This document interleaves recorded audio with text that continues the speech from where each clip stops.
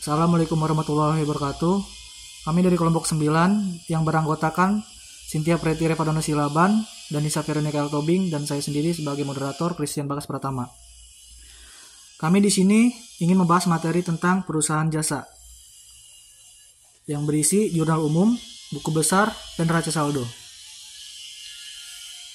Di sini ada siklus akuntansi perusahaan jasa, transaksi penjualan jasa, nomor satunya ada investasi pemilik atau calon pemilik.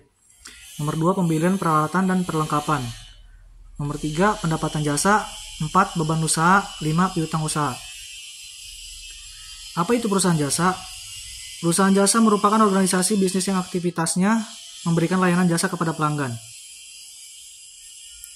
Dan di sini ada ayat jurnal umum. Di sini ada tabelnya. Contoh tabel bentuk jurnal umum. Ada keterangan alfabetnya A, B, C, D, E, dan F. Kelompok A, tanggal kejadian transaksi. Kelompok B, mencatat ayat jurnal transaksi. Kelompok C, tanda ayat jurnal yang telah diposting. Kelompok D, kolom debit. Kelompok E, kolom kredit. Dan kelompok F, halaman jurnal. Selebihnya saya serahkan kepada Danisa Veronica Altobing.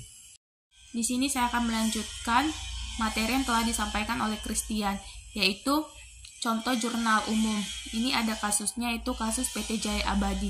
Contohnya adalah seorang investor menginvestasikan dananya sebesar 500 juta pada tanggal 5 Januari 2018.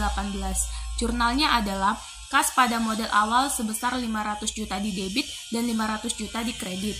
Soal selanjutnya adalah pada tanggal 11 perusahaan membayar sewa kantor sebesar 20 juta dan jurnalnya adalah sewa dibayar di muka dan pada kas sebesar 20 juta di debit dan 20 juta di kredit.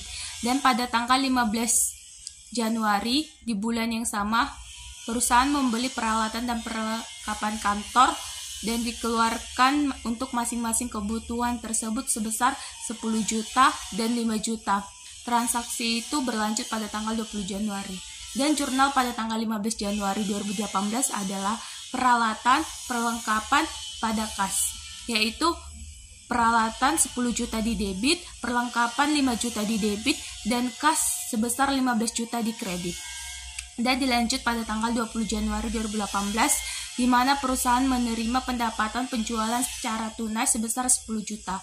Itu jurnalnya adalah kas pada pendapatan, yaitu kas pada debit sebesar 10 juta dan pendapatan pada kredit sebesar 10 juta. Dan dilanjut pada tanggal 25 Januari 2018, di mana perusahaan mengeluarkan dana untuk membayar gaji pegawai di bulan Januari sebesar 20 juta. Dan jurnalnya adalah beban gaji pada kas, yaitu beban gaji di debit 25 juta dan kas di kredit sebesar 25 juta. Dan total akhirnya adalah 570 juta di debit, 570 juta di kredit.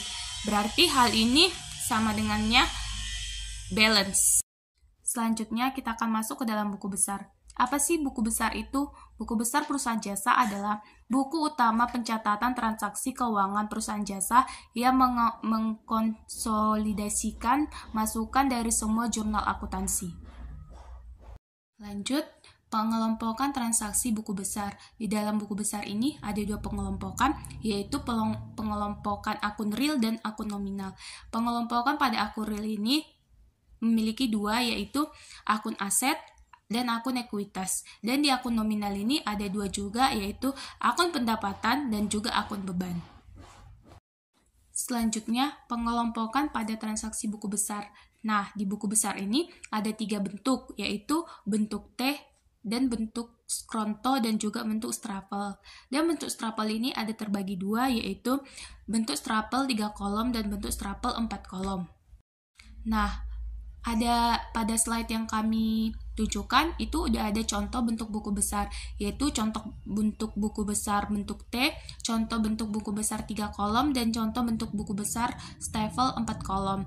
Nah, sekarang ini yang paling sering kita pergunakan pada saat kita mengerjakan sistem siklus akuntansi itu adalah contoh bentuk stapel 3 kolom. Nah, bisa disaksikan sama-sama nanti di slide yang akan kami tayangkan. Selanjutnya, urutan nomor akun dan nama akun di buku besar. Nah, yang perlu kita ketahui, pada saat kita memposting jurnal umum ke buku besar, yang paling penting itu adalah urutan nomor akunnya. Urutan nomor akunnya ini harus sesuai supaya buku besar kita bisa rapi, dan nama rekeningnya juga harus sesuai. Seperti pada slide kami telah menampilkan nomor akunnya. Yang pertama itu adalah 1101, di mana itu nomor akun pada kas, dan dilanjut 1102 itu pada piutang, dan dilanjut sampai pada transaksi-transaksi berikutnya. Dan nomor akun ini harus sesuai dengan ketetapan yang telah ditentukan. Nah, selanjutnya kita masuk pada neraca saldo. Apa sih neraca saldo itu? Neraca saldo adalah kegiatan pencatatan pada setiap transaksi negara yang meliputi laporan penjualan, biaya, piutang, dan lain sebagainya. Nah, selanjutnya akan dilanjutkan oleh Danisa.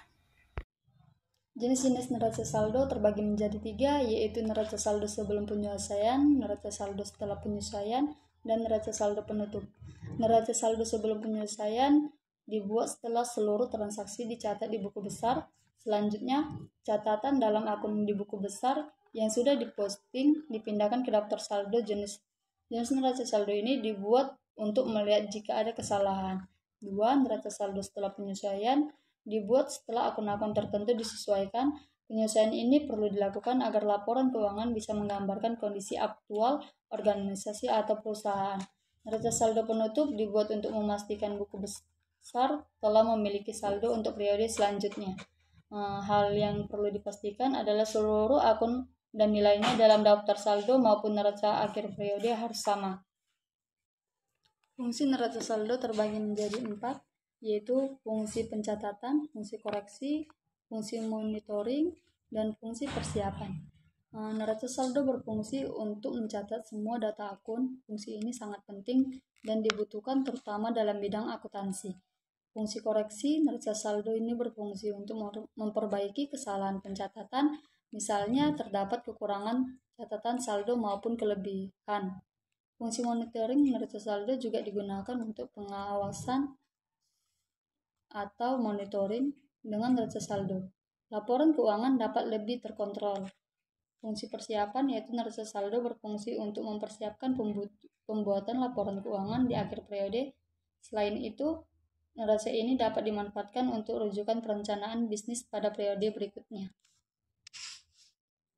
Unsur penting dalam neraca saldo. Dalam membuat neraca saldo terdapat unsur-unsur penting yang perlu kita pahami, diantaranya adalah aktivitas, aset atau semua hal bernilai milik perusahaan, penghasilan, pendapatan yang diperoleh dari aktivitas penjualan pada periode tertentu, biaya penjualan, dana yang harus dikeluarkan perusahaan untuk kegiatan penjualan dan pemasaran, beban, pengeluaran perusahaan yang digunakan untuk memperoleh barang atau jasa, penyusutan, depresiasi atau penurunan nilai aset milik perusahaan.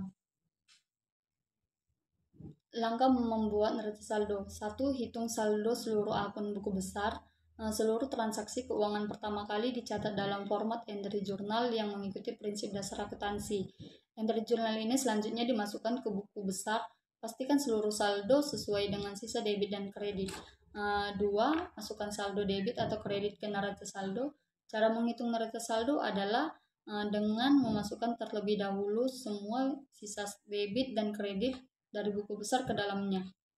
Pastikan pencatatan ke format neraca saldo sudah sesuai dengan keadaan masing-masing akun dari buku besar. 3. Hitung total akun di kolom debit dan kredit.